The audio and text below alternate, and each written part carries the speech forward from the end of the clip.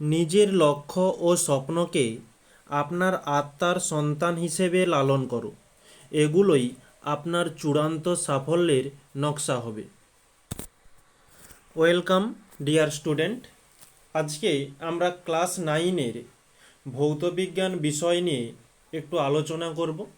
তো ভৌতবিজ্ঞান বিষয়ে তোমাদের প্রথম চ্যাপ্টার, যেটি পরিমাপ দেওয়া রয়েছে, এই পরিমাপ সম্পর্কে আমরা থিওরি, কোশ্চেন এবং এখান থেকে অল্প স্বল্প কিছু ম্যাথমেটিক্যাল প্রবলেম তোমাদের পরীক্ষাতে আসে, সেগুলো আমরা খুব সুন্দরভাবে আলোচনা করব। আশা করছি তোমাদের এই পরিমাপ তোমাদের স্কুলে বা টিউশনেও আলোচনা হয়ে গিয়েছে। তো আজকে এখানে তোমরা এই ক্লাসে জয়েন্ট করলে স্কুল এবং টিউশনের থেকে ম্যাক্সিমাম কিছু জিনিস জানতে পারবে। তো আমরা এই ক্লাসের মধ্যে কি কি আলোচনা করব সেটা একটু আগে আমরা দেখে নিই। আমাদের যে চ্যাপ্টারটি রয়েছে পরিমাপ, পরিমাপ এই পরিমাপকে আমরা ইংরেজিতে বলে থাকি মেজারমেন্ট। ওকে, MEASUREMENT।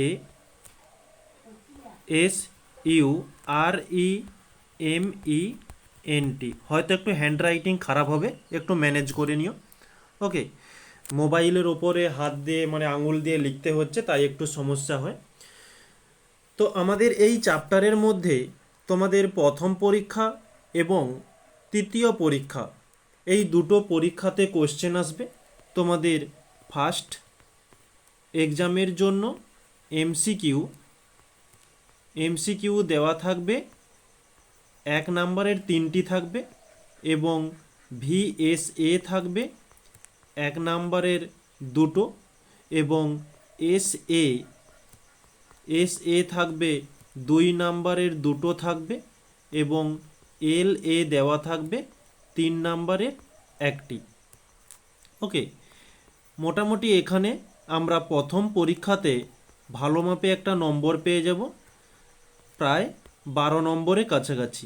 ওকে, এবং আমাদের থার্ড পরীক্ষার জন্য এখান থেকে কম নাম্বার আসবে। তো এমসিকিউ থাকবে 1 নাম্বারের 1টি এবং VSA থাকবে 1 নাম্বারের 2টো। ওকে, এবং SA দেওয়া থাকবে 2 নাম্বারের 1টি, অর্থাৎ আমরা এখানে 5 নাম্বার পাবো। তো তোমাদের এই ক্লাস 9-এ ফার্স্ট, সেকেন্ড, থার্ড 3টে এক্সামের তোমাদের যে নম্বরটি পাবে সেটা একসঙ্গে যোগ করা হয়, অর্থাৎ তোমরা এই চ্যাপ্টার থেকে প্রায় পেয়ে যাচ্ছ 17 নম্বর। ওকে, আর এই ক্লাসগুলো তোমাদের জন্য যেগুলো ক্লাসগুলো এই পরিমাপ থেকে করানো হবে, তো তোমাদের এই কে পাঠশালা গত বছর থেকে অনলাইন টিউশন শুরু করেছিল ফ্রিতে। তো যারা ক্লাস 9-এ ছিল তারা এবছর ক্লাস 10-এ পৌঁছে গিয়েছে এবং আমাদের এই যে ক্লাস 9-এর মধ্যে যারা যুক্ত হবে তারা পুরোই নতুন স্টুডেন্ট। তাদের জন্য একটু বলে দিই, আমাদের এই ক্লাসের মধ্যে মোটামুটি আমি হ্যান্ড রাইটিং নোট করে তোমাদের এখানে পিডিএফের মাধ্যমে তুলে ধরেছি, বা এখানে খুব সুন্দরভাবে বুঝিয়েও দেওয়া হবে, কোনো সমস্যা থাকবে না। যদি কোনো সমস্যা থাকে অবশ্যই তোমরা কমেন্টে জানাতে পারো, আমি অবশ্যই তোমাদের নেক্সট ক্লাসে সেই সমস্যার সমাধানটি করে দেব। আর এই যে আমাদের ক্লাস বা এই যে হ্যান্ড রাইটিং নোট যা প্রস্তুত হবে ক্লাস শেষে, এই ক্লাসের নিচে ডেসক্রিপশান বক্সে একটি টেলিগ্রাম লিঙ্ক পাবে ক্লাস 9 বলে, তোমরা ওখানে জয়েন্ট হয়ে গিয়েও প্রতিনিয়ত ক্লাস শেষ হওয়ার কিছুক্ষণ পর তোমরা এই পিডিএফটি ওখানে টেলিগ্রাম গ্রুপে পেয়ে যাবে এবং প্রতিনিয়ত ক্লাস শেষ হওয়ার কয়েক ঘন্টা পর বা সন্ধ্যের দিকে তোমাদের কিছু এমসিকিউ টাইপের কোশ্চেন ওখানে দেওয়া থাকবে। তো তোমরা ওখানে ঠিক কম্পিউটার বেসিক টাইপের ওখানে তোমরা মার্ক করে খুব ভালোভাবে প্র্যাকটিস করতে পারো।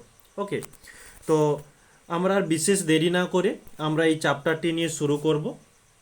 তো প্রথমেই যেটা বললাম যে পরিমাপ নিয়ে আমরা আজকে শুরু করতে যাচ্ছি।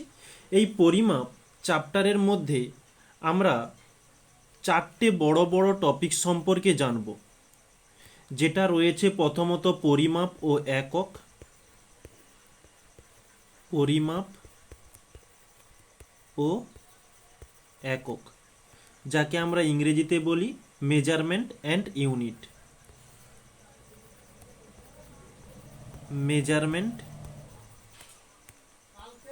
Measurement and unit. Okay, next আমাদের পরবর্তী টপিক যেটি রয়েছে বিভিন্ন মাপের একক। বিভিন্ন মাপের একক, যার English units for quantities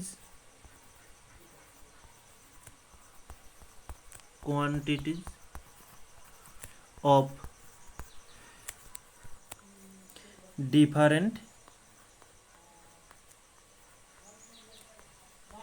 different magnitude। Okay, magnitude. Next আমাদের পরবর্তী টপিক 1.3, যেটা মাত্রা, ডাইমেনশন।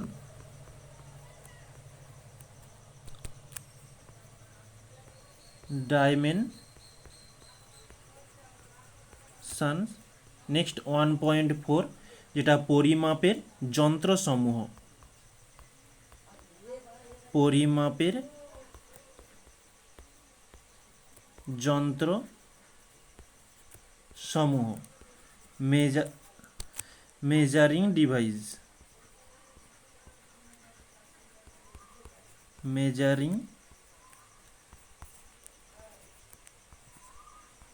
ডিভাইস। ওকে, তো আজকে আমরা যেটা শুরু করতে যাচ্ছি যে 1.1 পরিমাপ ও একক। পরিমাপ ও একক। তো এই পরিমাপ ও একক, এটা শুরু করবার পূর্বে আমরা পরিমাপ জিনিসটা কি এবং এটি কি কাজে লাগে, কেন আমাদের প্রয়োজন, সেটা আমরা একটু জেনে নেব। তারপরে আমরা জানব যে একক, পরিমাপ। প্রথমত আমরা পরিমাপের সংজ্ঞাটা আগে জেনে নিই, যে পরিমাপের সংজ্ঞাটি কি। কোনো বস্তু বা ঘটনার পরিমাণ নির্ণয় করাকে আমরা বলবো পরিমাপ। তাহলে লিখে নেব যে কোনো বস্তু বা যে কোনো ঘটনার পরিমাণ সেটা কতটা পরিমাণ রয়েছে, পরিমাণ নির্ণয় করাকে পরিমাপ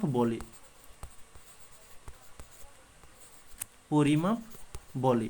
আশা করছি এই অল্প ভাষার মধ্যে তোমরা পরিমাপ জিনিসটা কি বুঝতে পারলে, যে কোনো বস্তু তার যে পরিমাণটা রয়েছে, ধরো এখানে কয়েক টুকরো ইট রয়েছে।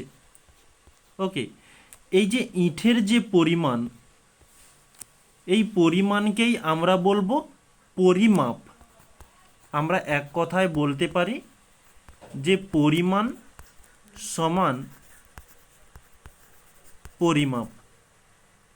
ওকে, নেক্সট এই পরিমাপের প্রয়োজনীয়তা, কেন আমরা পরিমাপ করব, যে প্রয়োজনীয়তা, যে কোনো বস্তুর আকার, আকৃতি, সংখ্যা বোঝানোর জন্য। তাহলে কি আকার, আকৃতি ও সংখ্যা বোঝানোর জন্য আমরা পরিমাপ করব। ধরো এখানে যে ইটের টুকরো রয়েছে কয়টা টুকরো রয়েছে, 1 2 3 4 5 6 7টা। তাহলে আমরা যদি কাউকে বলতে চাই যে আমার 7টা ইটের প্রয়োজন, বা আমার এখানে 7টা ইট রয়েছে, তাহলে এই যে 7টা, বা আমার এই প্রকাশটা, আমার এই মনের ভাবটা প্রকাশ করার জন্য আমাকে অবশ্যই পরিমাপ করতে হবে। তো এই কারণেই আমরা পরিমাপ করে থাকব। ওকে, এই পরিমাপের গুরুত্ব কি? পরিমাপের আমরা প্রয়োজনীয়তাটা জানলাম, পরিমাপের গুরুত্বটা একটু জেনে নেব। গুরুত্ব কি বলছে? আচ্ছা, তোমাদের এই গুরুত্বটা বোঝানোর জন্য একটু ছোট্ট একটা উদাহরণ দেই। আমাদের এখন সংবিধানে একটাই নীতি রয়েছে যে দোষ করুক বা না করুক একটাই জিনিস চায়। কি চায়? সেটি প্রমাণ। ওকে, যে এই ছেলেটা চুরি করেছে তার প্রমাণ কি? যদি প্রমাণ করতে পারে তাহলে সেই মানুষটার কথার দাম রয়েছে, না হলে ওই কথার কোনো দাম নেই। আর প্রমাণ না করতে পারলে যে কেউ যার ওপরে প্রতিবাদ দিতে পারে যে এই ছেলেটা চোর, তখন সে ঘুরে বলবে আমি যে চোর, চুরি করেছি, প্রমাণ দেখাতো। তো ঠিক সেই প্রমাণ জিনিসটাই হচ্ছে পরিমাপ। বিজ্ঞানী লর্ড কেলভিন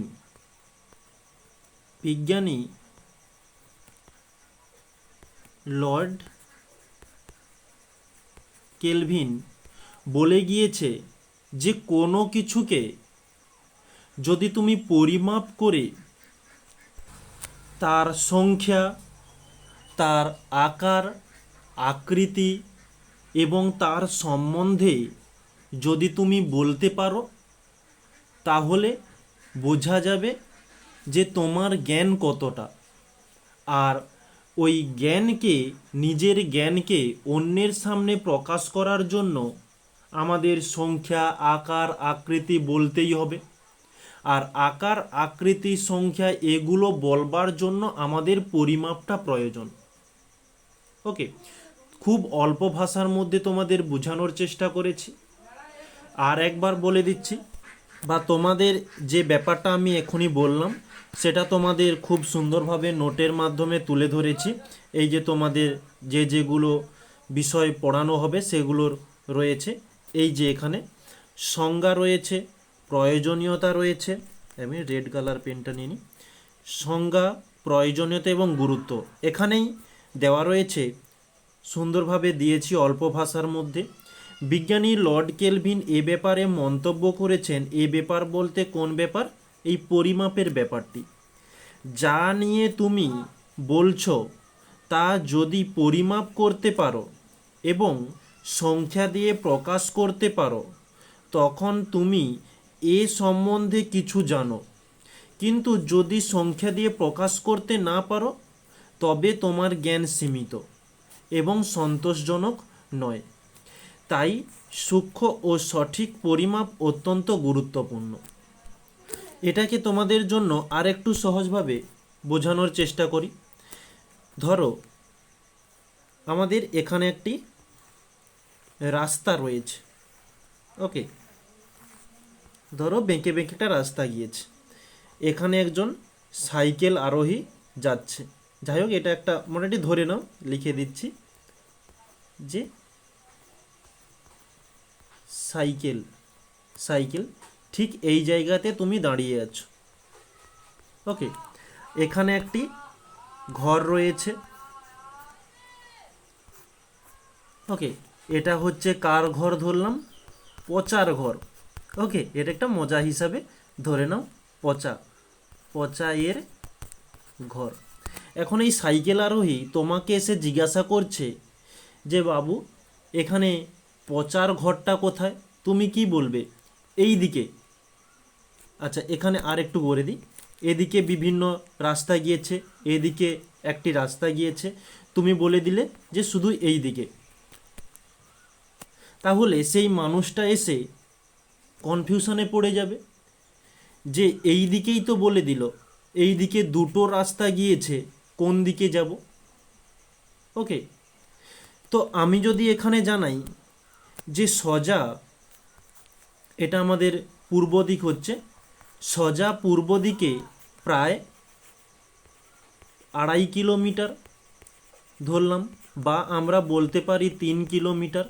যদি বলে দেওয়া হয় তাহলে সেই সাইকেল আরোহী বুঝে নিবে যে পূর্ব দিকে আমাকে 2.5 কিলোমিটার থেকে 3 কিলোমিটার যেতে হবে। এই যে তুমি বলে দিলে 2.5 কিলোমিটার থেকে 3 কিলোমিটার, এটা তুমি কিভাবে বললে? এটা আমরা পরিমাপ করেই জেনেছি, না হলে আমরা জানতে পারতাম না যে কতটা দূরত্ব, বা আমরা একটা আন্দাজে বলতাম যে এতটা দূরত্ব যেতে হবে। ওই যে আন্দাজে বলছি ওটাও একটা পরিমাপের মধ্যে পড়ছে। না হলে আমি লোকটাকে বলে দিতাম সোজা এই দিকে চলে যাও, এখন লোকটা কনফিউশনে পড়ে যাবে, সোজা তো যাব তাও বুঝলাম, কিন্তু কতটা যাব।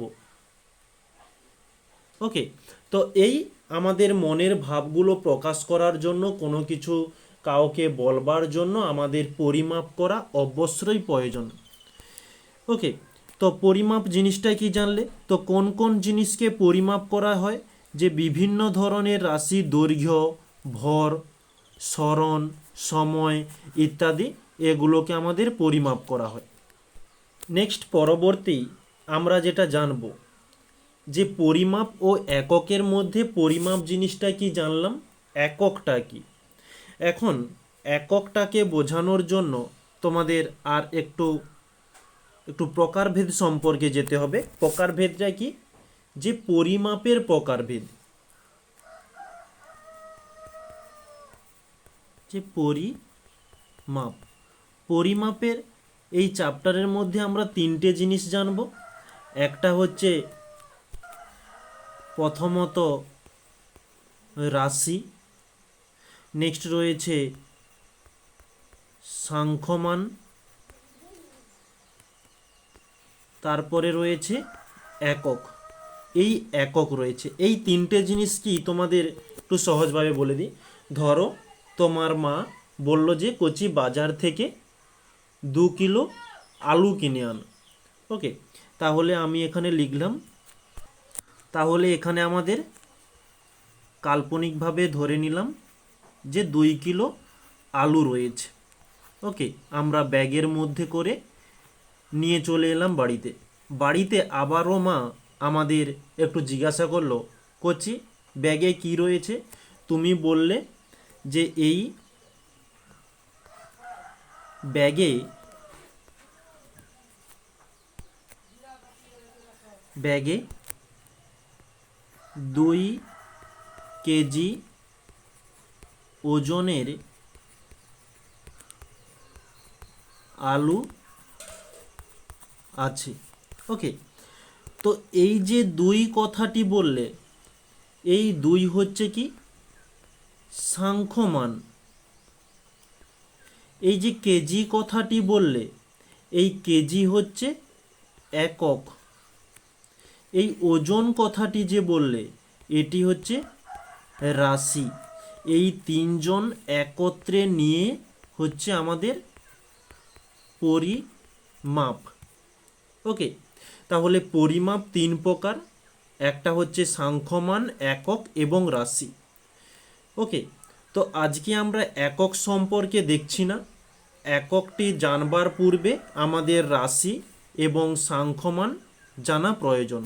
তো তোমাদের এই ব্যাপারটি, এই যে এখানে ছোট্ট করে একটু দেওয়া রয়েছে, একটি লোহার বলের ভর 500 কেজি। এই ভর একক নয়, এটি কালেকশন করে নিও, এটি হবে রাশি হবে। ভর হচ্ছে রাশি, 500 হচ্ছে সাংখ্যমান, কেজি হচ্ছে একক। ওকে, তো এখান থেকেই আমরা রাশি, সাংখ্যমান এবং একক সম্পর্কে আলোচনা করব। তাহলে আমরা প্রথমত শুরু করি যে রাশি। রাশিটা কি?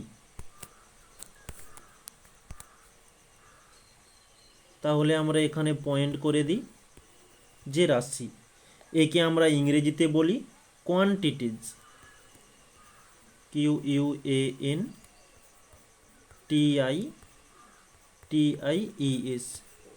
ওকে, এই রাশি কি সেটা জানার পূর্বে আমাদের প্রথমত যেটি জানা দরকার, যে সংজ্ঞা। সংজ্ঞাটা আগে জেনে নিতে হবে। সংজ্ঞাতে কি বলছে?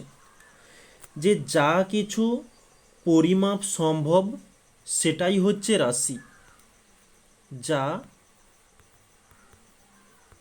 পরিমাপ সম্ভব তাই রাশি। যেমন কি কি পরিমাপ করবে, এক্সাম্পল হিসাবে আমরা ধরি যে দৈর্ঘ্য, এই যে তোমাদের একটা রাস্তার উদাহরণ দিলাম 2.5 থেকে 3 কিলোমিটার, ওটা কিসের পরিমাপ? দৈর্ঘ্যের পরিমাপ। আমরা যে ম্যাথের মধ্যে যে জ্যামিতিতে বিভিন্ন ধরনের ত্রিভুজ নির্ণয় করি, সেখানে আমরা 2 সেন্টিমিটার 4 সেন্টিমিটার ব্যবহার করে থাকি, সেটাও দৈর্ঘ্য। এবং আমরা ভর নির্ণয় করি, কার কতটা ভর, এবং সরণ নির্ণয় করি, একটা বস্তুর সরণ কত, এবং সময় নির্ণয় করি, কত সময় হয়েছে, উষ্ণতা নির্ণয় করা হয়, এবং ইত্যাদি। তাহলে যেগুলোকে আমরা পরিমাপ করতে পারবো তাকে আমরা বলবো রাশি। যেমন দৈর্ঘ্য, ভর, সরণ, সময়, উষ্ণতা ইত্যাদি। এবার এই রাশি অনেক রকমই রয়েছে। কি কি রাশি রয়েছে? রাশি, আচ্ছা এটা নেক্সট পেজে করি।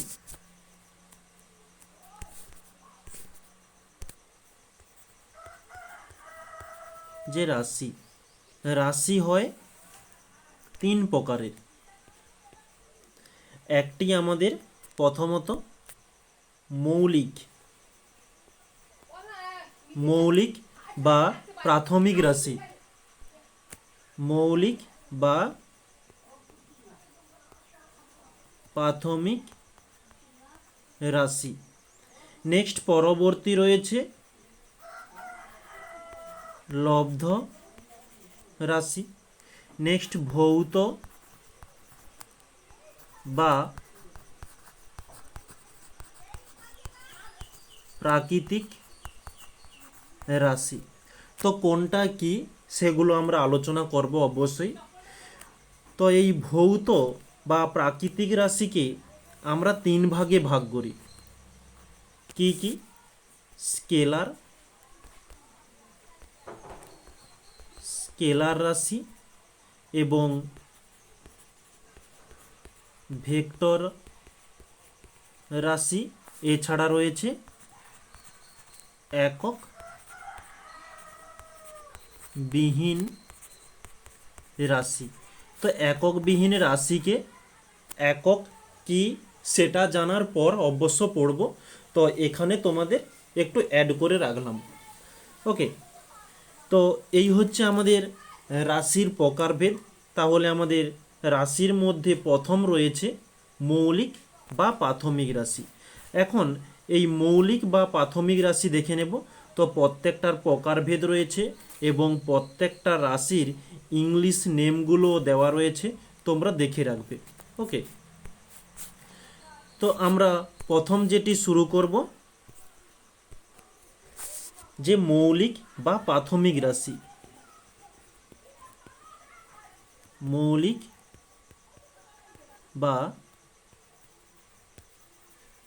প্রাথমিক রাশি। ওকে, একে আমরা ইংলিশে বলে থাকব যে ফান্ডামেন্টাল, ফান্ডামেন্টাল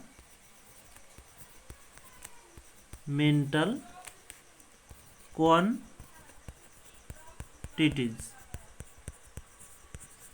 ওকে, তো এই মৌলিক বা প্রাথমিক রাশিটা কি আমরা জেনে নিই। প্রথমত এর সংজ্ঞাটা।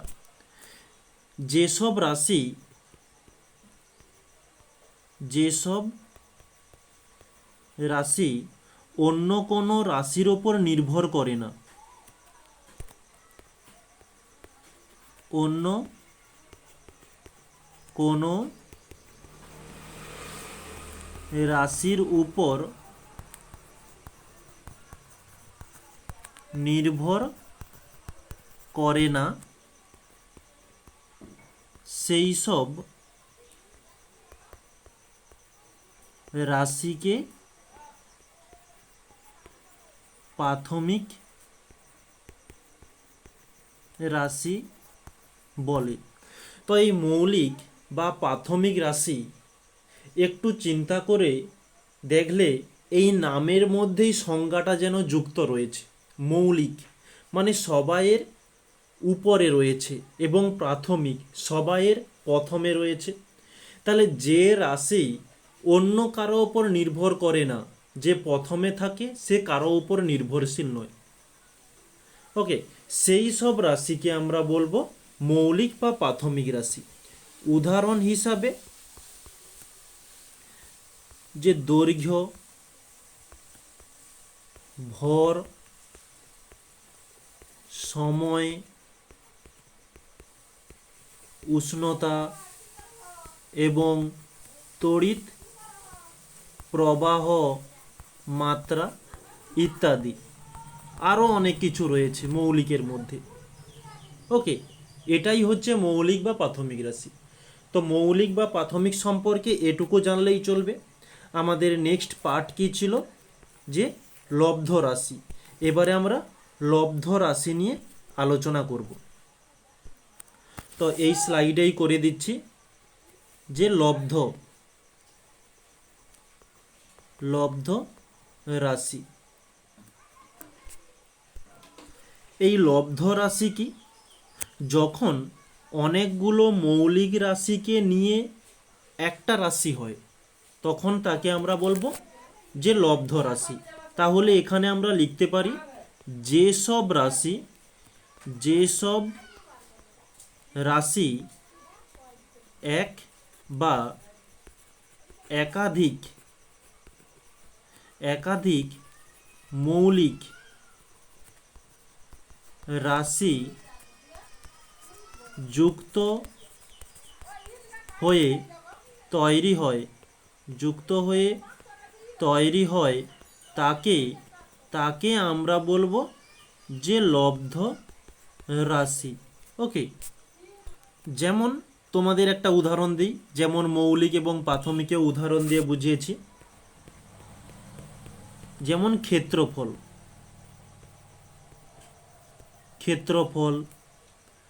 আয়তন,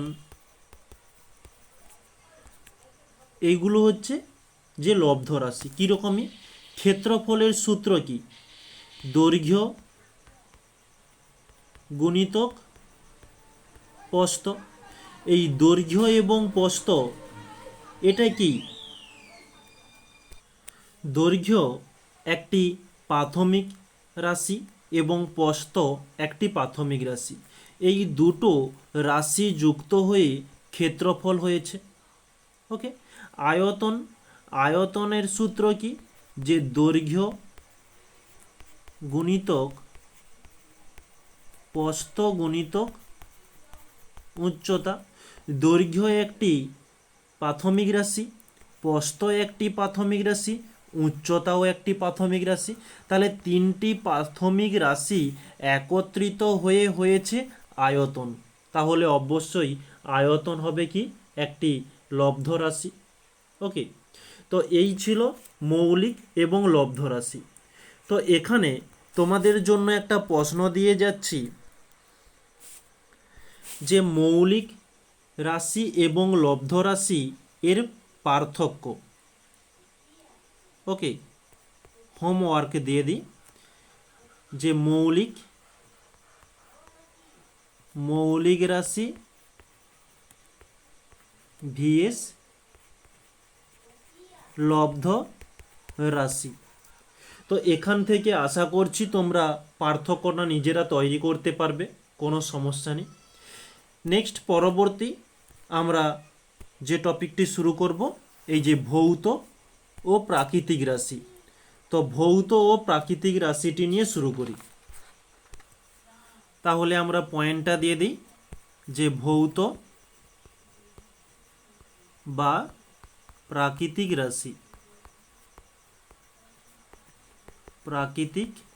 রাশি। এর সংজ্ঞাটা কি হবে? তো এই ভৌত বা প্রাকৃতিক রাশির সংজ্ঞাটি কি হবে? যে পরিমাপযোগ্য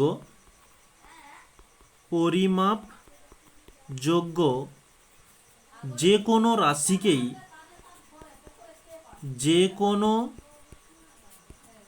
রাশিকে ভৌত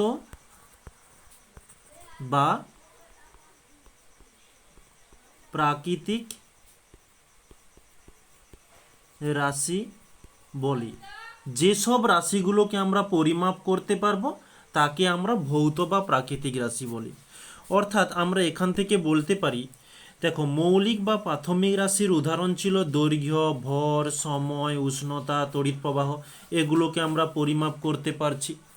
এবং এদিকে কি রয়েছে, ক্ষেত্রফল এবং আয়তন, এদেরকেও আমরা পরিমাপ করতে পারছি। অর্থাৎ আমরা এখান থেকে খুব সহজে বুঝতে পারছি যে ভৌত বা প্রাকৃতিক রাশি, ভৌত বা প্রাকৃতিক রাশি সমান মৌলিক প্লাস লব্ধ রাশি। ওকে, আশা করছি তোমরা এই লাইনটা বুঝতে পেরেছো, কোনো সমস্যা নেই। এবারে আমরা এখানে একটু উদাহরণ তাহলে দিয়ে দিই যাতে তোমরা ক্লিয়ার বুঝতে পারো। এক্সাম্পল, আমাদের মৌলিকের কিছু উদাহরণ, যেমন দৈর্ঘ্য, ভর, এইগুলো হচ্ছে মৌলিক রাশি। এবং লব্ধ রাশির কিছু উদাহরণ ছিল, যেমন ক্ষেত্রফল, আয়তন, বেগ। তাহলে এগুলো সব হয়ে যাবে কি ভৌত রাশি। এবার এই ভৌত রাশির প্রকারভেদ, ভৌত রাশির প্রকারভেদ যেটা তোমাদের সেখানে ছকেই দেখিয়ে দিয়েছি। তাহলে একেবারে আমি এখানে শুরু করে দিচ্ছি যে স্কেলার 3 প্রকার হয়ে থাকে। স্কেলার রাশি, এবারে স্কেলার রাশিটা কি সে সম্পর্কে আমরা একটু জেনে নিই। স্কেলার রাশি আমরা তাকেই বলবো যেসব রাশি শুধুমাত্র মান আছে,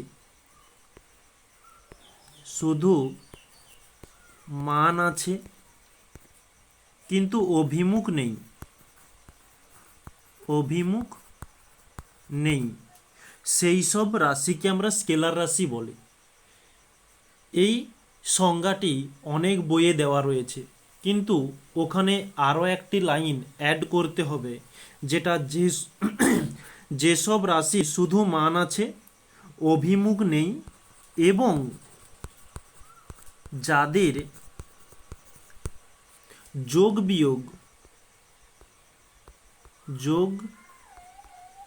বিয়োগ বীজগণিতের নিয়ম অনুসারে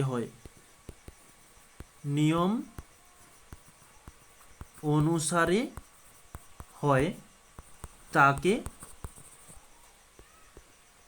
স্কেলার রাশি বলে।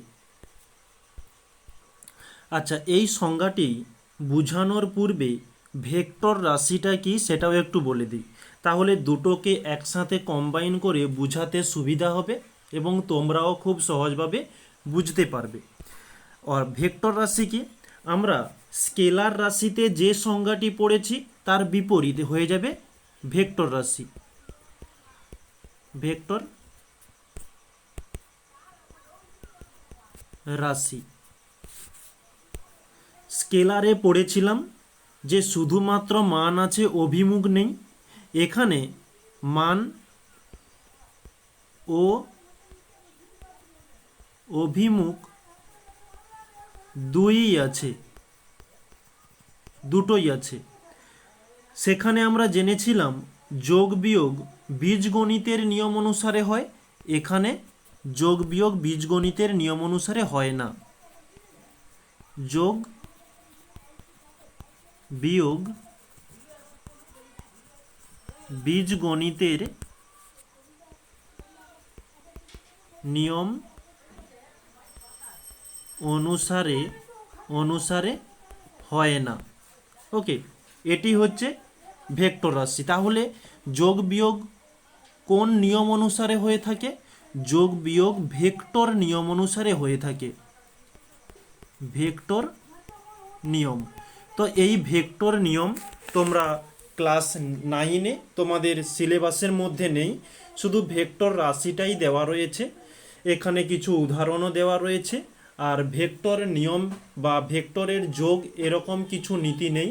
আর ওই নীতিতে যেতে হলে অনেক কিছু জিনিস জানতে হবে, যেটা তোমরা ক্লাস 11-এ সায়েন্সে যারা থাকবে তারা এই বিষয়ে জানতে পারবে।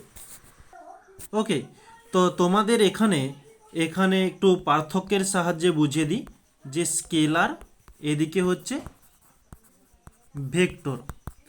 এবারে এই মান এবং অভিমুখ জিনিসটা কি সেটা একটু বলি। ধরো স্কেলার হিসাবে আমরা ধরলাম ভর, স্কেলার রাশির উদাহরণ হচ্ছে ভর। ভেক্টর রাশির উদাহরণ বেগ। এই ভর এবং বেগের সাহায্যে বুঝাচ্ছি। একটা বস্তু রয়েছে, এই বস্তুটির ওজন বা ভার, ওজন বা ভার এবং ভর। তো এখানে এই ওজন বা ভার এবং ভর দুটো কিন্তু আলাদা। তোমরা এটা এর আগে তোমরা জানবে, তো তোমাদের এখানে একটু বুঝিয়ে দিই জিনিসটা কি। এই যে ভার সমান হয়ে যাবে ভর ইন্টু জি, এই জি এর মান হচ্ছে 9.8। ওকে, তো ভরের সঙ্গে 9.8 গুণ করলে সেটা ভার হয়ে যাবে। ওকে, এই হচ্ছে আমাদের ভর বা ভার। তো যেটা বলছিলাম, এই বস্তুটির ভর ভর ধরলাম যে 2 কেজি, কিন্তু এর কোনো দিক নেই। ওকে, এটা হচ্ছে এই 2 কেজি একটি মান, এর কোনো দিক নেই। কিন্তু বেগ, একটা বল ধরলাম উঁচু থেকে গড়ন্তি মুখে গড়ে গড়ে আসছে। কতটা বেগে গড়ে গড়ে আসছে? ধরলাম 2 মিটার পার সেকেন্ড বেগে আসছে ওই বলটি। কোন দিকে আসছে? এই নিচের দিকে আসছে। এই যে নিচের দিক, এটা হচ্ছে কি অভিমুখ, এটি হচ্ছে অভিমুখ। আর এই যে 2 মানে 2 মিটার পার সেকেন্ড, এটি হচ্ছে মান। তাহলে এই বেগের মানে ভেক্টর রাশির মান রয়েছে এবং অভিমুখ রয়েছে, কিন্তু স্কেলারের কেবলমাত্র মান আছে, কোনো অভিমুখ নেই। ওকে, এই হিসাবে সংজ্ঞা। আর এর যোগ বিয়োগের ব্যাপারটা কি? ধরলাম এই 2 কেজির বস্তু পরপর দুটো রয়েছে, তাহলে আচ্ছা তোমাদের সহজভাবে বোঝানোর চেষ্টা করি। যে 2 + 2 = 4 হয়, এইভাবে স্কেলার যোগ হয়। কিন্তু 2 + 2 = 4 এভাবে স্কেলার যোগের নিয়মটা নয়, এর যোগের পদ্ধতি হচ্ছে ভেক্টর যোগ। ওকে, তো অত গভীরে আমরা যাচ্ছি না, শুধু এটুকু তোমরা ক্লাস 9-এর সাপেক্ষে ধরে রাখো যে স্কেলার রাশি বীজগণিতের নিয়ম অনুসারে যোগ বিয়োগ হয়, কিন্তু ভেক্টর রাশি বীজগণিতের নিয়ম অনুসারে যোগ বিয়োগ হয় না, ভেক্টর নিয়ম অনুসারে হয়ে থাকে। ওকে, এই হচ্ছে স্কেলার আর ভেক্টর। আচ্ছা, কিছু স্কেলার রাশির উদাহরণ দিয়ে দিই। স্কেলার রাশির উদাহরণ যেমন বেগ এবং সরণ,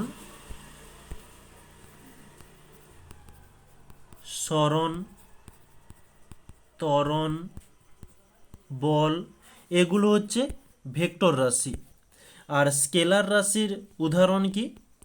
স্কেলার রাশি হয়ে যাবে যে দৈর্ঘ্য, ভর, সময়, উষ্ণতা, চাপ, এইগুলো হচ্ছে স্কেলার রাশি।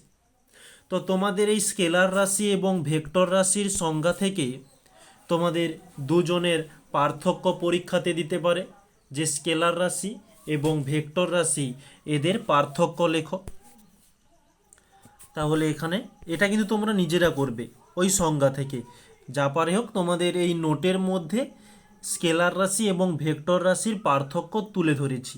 ওকে, তোমরা ফের ওটা দেখে দেখে করো না, তোমরা যে সংজ্ঞাটি দেখলে এখানে বা যে সংজ্ঞাটি বুঝলে এখান থেকে করার চেষ্টা করবে। ওকে, এখানে দিয়ে দিচ্ছি হোমওয়ার্ক। হোমওয়ার্ক দুটো থাকলো, আগে একটা দিয়েছি, এখন একটা দিচ্ছি। স্কেলার রাশি ভিএস ভেক্টর রাশি। এখন আমরা যেটা শুরু করব, নেক্সট পরবর্তী আর একটি প্রকারভেদ রয়েছে, যেটি এককবিহীন ভৌত রাশি। এককবিহীন ভৌত রাশি। তো তোমরা একক এটা কি জানোনি, তো তোমাদের এখানে বলে দিচ্ছি। আমরা যে বারবার একটা কথা বলে আসছি 2 কেজি, বা বলছি 2.5 থেকে 3 কিলোমিটার, এই যে কিলোমিটার এবং কেজি বলছি, এইগুলোই হচ্ছে একক। ওকে, তাহলে আমরা এখানে সরাসরি লিখতে পারি যেসব ভৌত রাশির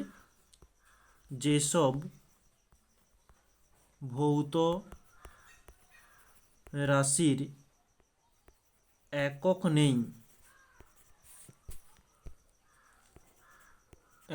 নেই সেই সব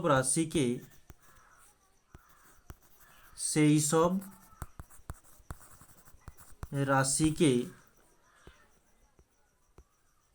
একক বিহীন ভৌত রাশি বলে। তো তোমরা এই সংজ্ঞার মধ্যে এটুকুই ধরে রাখো, এবং আমরা পরবর্তীতে একক সম্পর্কে ডিটেলসে আলোচনা করব। একক সম্পর্কে অনেক কিছু জানার বিষয় রয়েছে, ওগুলো আমরা পরে দেখছি। তো এখানে উদাহরণের সাপেক্ষে কিছু দেওয়া যাক, যে আণবিক ভর মানে অণুর ভরকে বলবো আণবিক ভর। তো আণবিক ভর শুধু এটুকুই জানো। আণবিক ভর তোমাদের এর আগের চ্যাপ্টারগুলো রয়েছে মোলার আয়তন বলে, ওখানে তোমরা আণবিক ভর সম্পর্কে জানবে। আণবিক ভর, পারমাণবিক ভর, পারমাণবিক ভর এগুলো হচ্ছে এককবিহীন রাশি। এই যে জিনিসটা টোটাল এই স্লাইডে যেটা আলোচনা হলো, শুধু মুখস্থ বিদ্যা করতে হবে। আর এই আণবিক ভর, পারমাণবিক ভর বা একক, এটা কি আমরা ধীরে ধীরে পরবর্তীতে আলোচনা করব, ধীরে ধীরে তোমরা সবাই জানবে। এই জিনিসটা হচ্ছে যে একটার সঙ্গে আর একটা কানেক্ট থাকে। এই পরিমাপ পড়াচ্ছি তোমাদের, এগুলো জানানো হচ্ছে। যখন আমরা আণবিক ভর এবং পারমাণবিক ভর পড়ব, সেখানে আমরা পুরোটা ডিটেলসে আলোচনা করব। তো ওরই কিছুটা পার্ট যেহেতু এই পরিমাপের মধ্যে রয়েছে, তাই এখানে তুলে ধরা হলো। এই হচ্ছে আমাদের 3টি প্রকারভেদ। তো এখানে আমরা কিছু লজিক্যালি কোশ্চেন নিয়ে আলোচনা করব। কি, যেমন প্রথম কোশ্চেন, যেটা তোমাদের আগেও একটু বলে এসেছিলাম, যে আচ্ছা একটু অন্য কালার দিয়ে লিখি।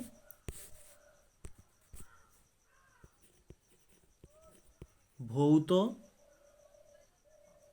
রাশি প্লাস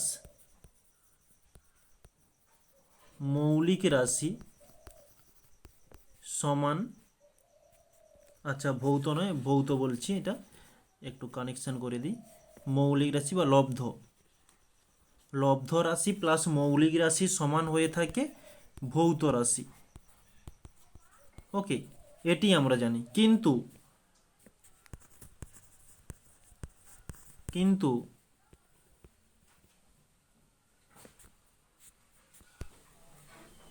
যে ভৌত রাশি নট ইকুয়াল লব্ধ ও মৌলিক রাশি। লব্ধ রাশি এবং মৌলিক রাশি সকলকে একত্রে ভৌত রাশি বলতে পারি, কিন্তু সব ভৌত রাশিকে লব্ধ এবং মৌলিক রাশি বলতে পারবো না। ওকে, কেন বলতে পারবো না সেটা সম্পর্কে একটু তোমরা দেখে নাও। যে দৈর্ঘ্য একটি কি মৌলিক রাশি, আয়তন, আয়তন কি লব্ধ রাশি। এখান থেকে আমরা বলতে পারি যে দৈর্ঘ্য ও আয়তন একত্রে আমরা বলতে পারি কি ভৌত রাশি। এটা হচ্ছে আমাদের প্রথম শর্তের ব্যাখ্যা। নেক্সট দ্বিতীয় শর্তটা কি বলছে, যে ভৌত রাশি নট ইকুয়াল লব্ধ ও মৌলিক রাশি। এই দৈর্ঘ্য ও আয়তন সমান হচ্ছে ভৌত রাশি, কিন্তু দৈর্ঘ্য কিন্তু মৌলিক রাশি দৈর্ঘ্য ও আয়তন, এটাকে আমি ঠিক লিখলাম। এবং আরও একটি, যে লব্ধ রাশি সমান দৈর্ঘ্য ও আয়তন। এটা একেবারে ঠিক নয়। মৌলিক রাশি দৈর্ঘ্য কিন্তু আয়তন নয়, লব্ধ রাশি আয়তন কিন্তু দৈর্ঘ্য নয়। এই কারণে আমরা এখানে নট ইকুয়াল শব্দটি ব্যবহার করেছি। এটা একটি আমাদের প্রথম লজিক গেল। এখানে এরকমই প্রশ্ন আসবে না, কিন্তু তোমাদের জানবার জন্য, বুঝবার জন্য এগুলো জেনে রাখা প্রয়োজন। নেক্সট পরবর্তীতে এখন যেটা করাচ্ছি, এটা কিন্তু পরীক্ষাতে আসে, যে তড়িৎ প্রবাহ, তড়িৎ প্রবাহ এর মান ও অভিমুখ দুই আছে। তো মান ও অভিমুখ দুই থাকলে সেটা কি রাশি হয়? অবশ্যই ভেক্টর রাশি। কিন্তু এই তড়িৎ প্রবাহ ভেক্টর রাশি নয়, ভেক্টর রাশি নয়। কেন? তড়িৎ প্রবাহ যার মান এবং অভিমুখ আছে সেটাই যদি ভেক্টর রাশি হয়, তাহলে তড়িৎ প্রবাহেরও মান এবং অভিমুখ রয়েছে, তাহলে এটি ভেক্টর রাশি নয় কেন? কারণটা হচ্ছে যে ভেক্টর রাশি আমরা পড়বার সময় একটা জিনিস জেনেছিলাম, মান ও অভিমুখ দুই থাকে,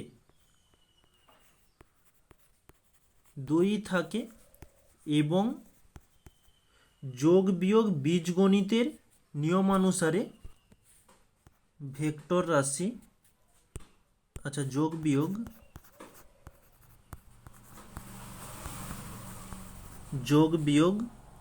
বীজগণিতের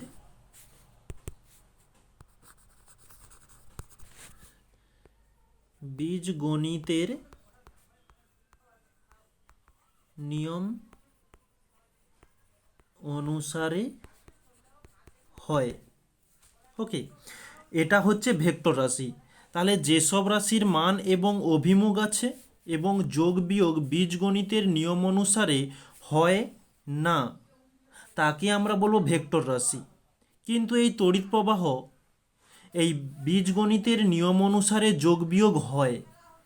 ওকে, কেবলমাত্র এই নাটা উঠে যাবে। তড়িৎ প্রবাহ মান এবং অভিমুখ আছে তো আছেই, তার সঙ্গে এর যে যোগ বিয়োগটা বীজগণিতের নিয়ম অনুসারে হয়, তাই এটি ভেক্টর নয়, স্কেলার রাশি। ওকে, আশা করছি বোঝা গিয়েছে। নেক্সট তোমাদের, এখন আমরা মোটামুটি এই রাশি সম্পর্কে সব কিছু জানলাম। নেক্সট পরবর্তী আমাদের যেটা ছিল যে সাংখ্যমান। তো তোমাদের যা কিছু পড়ানো হয়েছে, হয়তো এই মোবাইল স্ক্রিনের ওপর লেখার জন্য ঠিকঠাকভাবে বোঝা যাচ্ছে না, তার জন্য তোমাদের পরিষ্কার একটু ভাষার মাধ্যমে পরিষ্কারভাবে তোমাদের এই পিডিএফের মধ্যে অ্যাড করে দিয়েছি। আর এই পিডিএফটি তোমরা কোথায় পাবে সেটাও তোমাদের বলে দিয়েছি, যে এই ক্লাসের নিচে ডেসক্রিপশান বক্সে টেলিগ্রাম গ্রুপে তোমরা পেয়ে যাবে ক্লাস 9-এর যে টেলিগ্রাম গ্রুপটি রয়েছে।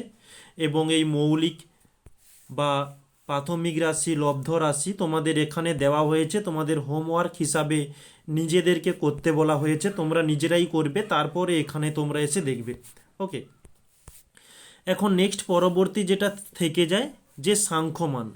সাংখ্যমান ব্যাপারে কিছু বলার নেই, খুব সহজভাবে আমরা বলতে পারি যে তোমাদের বন্ধু এখানে কালু বলা হয়েছে, কালুর ভর 80 কেজি। ওকে, এই যে 80 কথাটি ব্যবহার হয়েছে এটাই হচ্ছে সাংখ্যমান। এখানে সংজ্ঞা হিসাবে কি বলছে, যে কোনো রাশি, আচ্ছা এখানে রাশি কোনটা, এক মিনিট, এই যে কালুর ভর 80 কেজি, এখানে রাশি সমান জিজ্ঞাসা চিহ্ন, একক সমান জিজ্ঞাসা চিহ্ন, সাংখ্যমান সমান জিজ্ঞাসা চিহ্ন। এটা তোমরা কমেন্টে জানাবে, এটা আমি তোমাদের একেবারে প্রথমেই বলে এসছি। ওকে, তো কোনো রাশি এককের তুলনায় যত গুণ বড় বা ছোট সেই সংখ্যাকে ওই রাশির সাংখ্যমান বলা হয়। তো এখানে 80 গুণ বড়, তাই আমরা এই 80কে বলছি যে সাংখ্যমান। ওকে, তো আর একটি বাক্য লিখে দিচ্ছি, সেই বাক্যের মধ্যে রাশি, একক, সাংখ্যমান কোনটি হবে সেটি অবশ্যই কমেন্টে জানাবে। এটাও একটা হোমওয়ার্ক হিসাবে থাকলো, যে মোটুর ওজন 90 কেজি। ওকে, তো এটি তোমাদের একটি হোমওয়ার্ক হিসাবে থাকলো। তো আজকের টপিকের মধ্যে এটুকুই তোমাদের সামনে তুলে ধরেছি। নেক্সট পরবর্তী টপিকে আমরা পার্ট 2 যেটা নিয়ে আসব, সেখানে আমরা এর পরে যে একক রয়েছে, একক সম্পর্কে আমরা খুব সুন্দরভাবে আলোচনা করব। তো এই ক্লাসটি তোমাদের কেমন লাগলো, বা যদি কোনো সমস্যা থাকে অবশ্যই তোমরা কমেন্টে জানাবে, আমি অবশ্যই তোমাদের সেই সমস্যাটি সমাধান করে আনব, যেটা তোমাদের আগেও বলেছি। আরও একবার বলে দিই, আমরা এখন যে ক্লাসের পিডিএফটা যেটা রেডি করেছি, যদি তোমাদের প্রয়োজন হয়ে থাকে তোমাদের কাছে পৌঁছে দেওয়ার জন্য এই ক্লাসের নিচে একটি টেলিগ্রাম গ্রুপ রয়েছে ক্লাস 9 বলে, ওই লিঙ্কে ক্লিক করে তোমরা জয়েন্ট হয়ে গিও। তো এই ক্লাসটি শেষ হওয়ার কিছুক্ষণ পরই তোমাদের এই পিডিএফটি ওই গ্রুপের মধ্যে আপলোড হয়ে যাবে। আর একটা যেটা সবথেকে বড় জিনিস, যে আজকে আমাদের এই ক্লাসের মধ্যে যেগুলো আলোচনা হলো, আর এই ক্লাস থেকে কেমন কেমন এমসিকিউ টাইপের কোশ্চেন আসতে পারে, সেই সব কোশ্চেনগুলো তোমাদের ওই টেলিগ্রাম গ্রুপে আপলোড করা হবে। ওকে, তো তোমরা ওখানে অ্যান্সারগুলো অবশ্যই মার্ক করবে। আর তো এরকমই আমরা কন্টিনিউ কয়েকদিন ক্লাসটিকে চালিয়ে রাখবো। কয়েকদিন বলতে এই পরিমাপ চ্যাপ্টারটি শেষ করে দেওয়ার পর, তারপরে তোমাদের পরবর্তী যে চ্যাপ্টারটি রয়েছে সেই চ্যাপ্টারের আবারও নোট তৈরি করতে হবে, তারপরে তোমাদের ক্লাসের মাধ্যমে ডিসকাস করব। ওকে, এই ক্লাসটি তোমাদের জন্য আরও তাড়াতাড়ি নিয়ে আসতাম, শুধু এ কারণেই দেরি হয়েছে, বিভিন্ন বই ঘেঁটে বিশেষ বিশেষ ইম্পর্ট্যান্ট জিনিসগুলোকে কালেক্ট করা হয়েছে, একটা টপিকও ছাড়িনি। অনেক কিছু কোম্পানির সহায়িকা রয়েছে, অনেক কিছু হেজার বেজার করে দেওয়া রয়েছে, যেগুলো প্রয়োজন নেই সেগুলো তোমাদের এই পিডিএফের মাধ্যমে তুলে ধরিনি। যেগুলো প্রয়োজন, যেগুলো থেকে তোমরা কনসেপ্ট বা থিওরিটাকে খুব সহজভাবে বুঝতে পারবে এবং খুব সহজভাবে নিজের মধ্যে ক্যাপচার করতে পারবে, পরীক্ষাতে লিখবার জন্য কোনো সমস্যা থাকবে না, সেরকমই নোট রেডি করতে হচ্ছে, তারপরে তোমাদেরকে পড়াতে হচ্ছে। কারণ এমন কিছু ভাষা ওখানে প্রয়োগ করে দিলাম যেটা তোমরা ক্যাচ করতে পারলে না, যেটা তোমাদের প্রায়শই হয়, যে পড়বার পর কয়েকদিন পর ভুলে যাওয়া জিনিসটা। কেন ভুলে যাচ্ছ? কারণ তোমরা যেভাবে বুঝছো সেভাবে তোমাদের ওই বইয়ের মধ্যে ভাষাটি দেওয়া থাকে না, এই কারণে তোমরা কয়েকদিন পর ভুলে যাচ্ছ।